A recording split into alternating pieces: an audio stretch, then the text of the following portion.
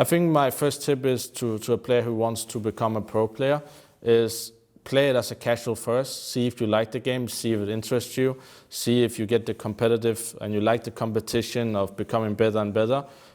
Starting out 8 hours every day is not how you want to do it. It's not how you start your hobby.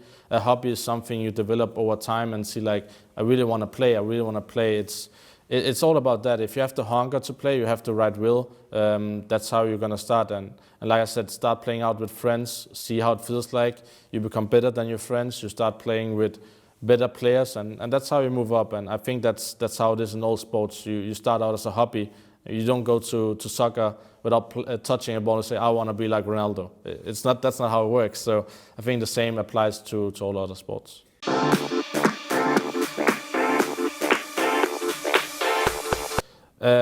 When I started playing this game, I loved it, and my love is only getting stronger every day.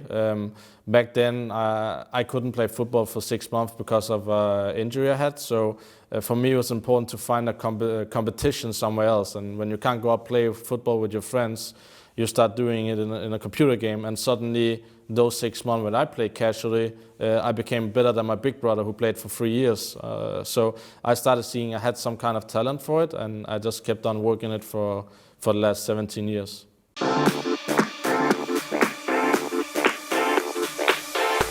I think the main steps was for me that I had a big brother. I saw how he played. Sometimes at night when I couldn't play, I sneaked out of my room into my brother's room and he was playing. I was watching behind how he was playing. So I think the best way is to learn is always to watch other players play, right? It's like a soccer player, watch Ronaldo playing, he makes some kind of move. You go out the day after, you make the move yourself on the field, right? So I think that's the best way to do it. You kind of see how people approach the game, you kind of learn and live by that. And again, I think when it comes to life, everything is about trial and error, and it applies again to CSGO. You figure out your way to play, you figure out what keyboard, mouse you want to do, you trial and error until you find your perfect setup.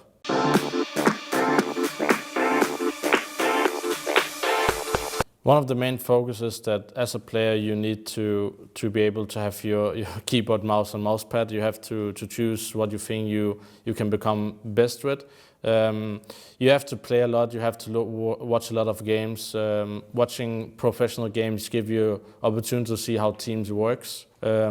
Also, I think you just have to start out with friends and play a lot of deathmatch, and that's the way you become a player. You see if you have the competitive mindedness within the game and just not only playing for casual.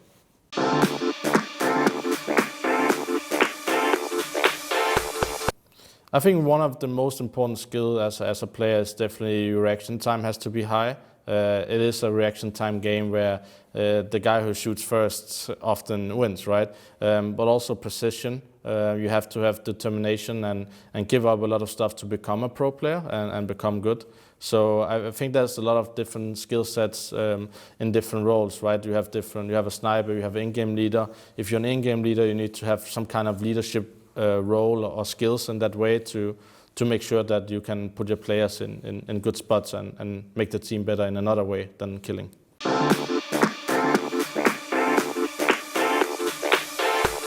I think there's different things that make you strong during a game. I think as a player, as a leader, I think it's always to be positive, to even if behind 8-0 you still believe. And like you always say, belief can move mountains. So if you still believe, you can always come back. I think that is a great way of going to the game. Even if you have a bad start, you can always come back. And we experienced that during the Montpellier. We were behind 13-2, and we came back to 15-15 against the best team in the world. Now we're using that every time we're behind. We say the enemies we're playing now is worse than a guy we played 2 months ago, and we did a comeback. So again, I think belief is really important in CSGO.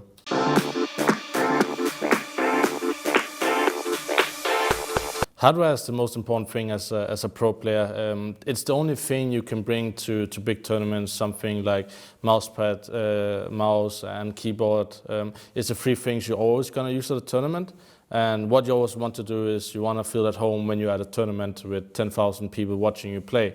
So when it comes down to hardware, it has to be a racket for a tennis player.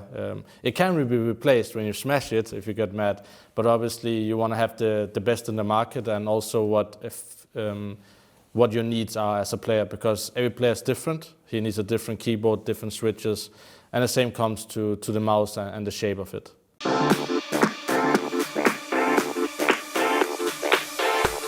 I think all players have strengths and weaknesses. I think my strength is no matter how it looks like, no matter how my personal life or my career looks like, I always come back, I always try to grind out and prove the haters wrong and prove everything wrong, prove everybody wrong. So I think that is mentally my strengths, and also the discipline I have as a person comes back to I took an education while playing pro playing in CSGO. So I think that also shows that whatever I get thrown in my face, I always try to find a solution for it. Weakness, I think over time it's hard for me to play as much as the young players. When I played for 18 years, it is really hard to sit and play until 5 a.m. and just grind out as all the young players. So I think one of the weaknesses is my skill level has not increased as I wanted it, but it's something I try to improve on all the time, because you always have some weakness, but if you can do it so it's not a weakness anymore, then you become even a better player.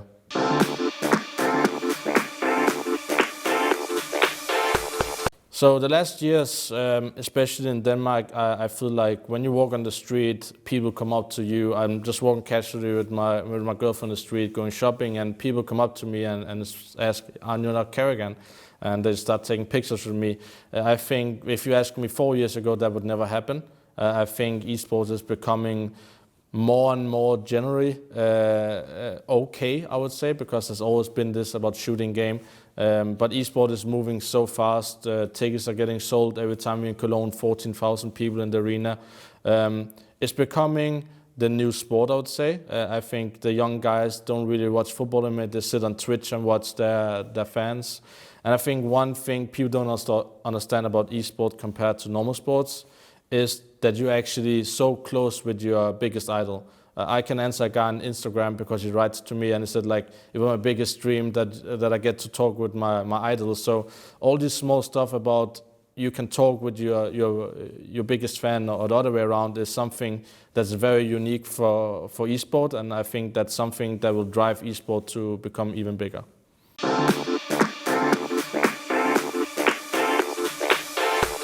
I think our team has insanely good chemistry. When you make a team, complete new team, you never know how people mix up with different cultures. Internal team is always hard. So I think the chemistry and the bond we have between players, young players and old players, we have 2 experienced players in me and Chris, and we have 3 young players who is really hungry just to win one small trophy, and I'm aiming at the big picture, and they just feed up by the motivation of winning smaller tournaments or reaching semifinals, right? So I think the skill we have as a team, the hunger we have as a team, and just the chemistry is 3 really important ingredients, and that's why we are a dangerous team.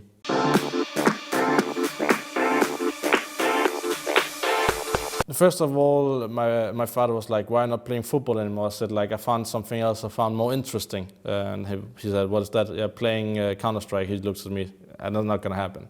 And then he started saying I had to go to bed early, so I did that. Then I woke up 2 hours after they turned off the lights and played all night until I had to go to school. But he found out and took the internet every time he went to bed, so I couldn't play after 9 p.m. But in the end, me and my father talked about it, and I told him I want to pursue this dream of becoming a better player. And once he saw suddenly I came home with money, he's like, "What are you doing? Are you selling something you can't sell?" No, I'm just playing video games. So in the end, I told him I'm going to do my education, my bachelor and master, but I'm going to not doing on the same level at maybe I would. So I decided to do both things, and as long as he saw I was finished my school, he said, "Now you can do whatever you want." And now they travel around the world to support me in the arenas, and he's helping me with a lot of stuff around my career. So I'm happy for the way they raised me.